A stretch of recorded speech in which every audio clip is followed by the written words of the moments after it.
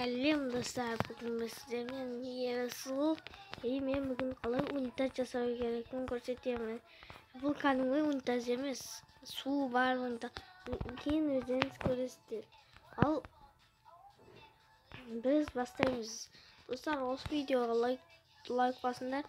50 лайк немесе 30 лайк жинаса, мен видеолар шығаруым мүмкін. Немесе лайк жинамақсыда да шығарып отырмын. Бірақ каналға подписаться беруші ол өте қуантамын, достар. Ал біз бастаймыз.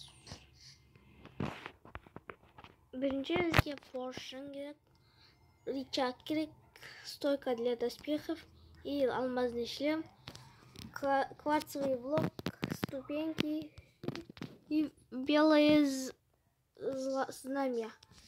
Бірінші біз бір блок қазанияға armor stand koyarız. Onun için almazlı işlem koyarız. Söйтіп, неға стол koyarız. Неға portion. И неға istediğim gideriz.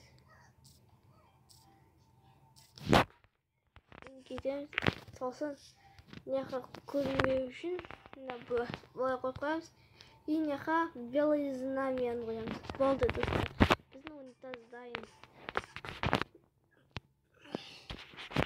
Міне бізде унитаз шықты.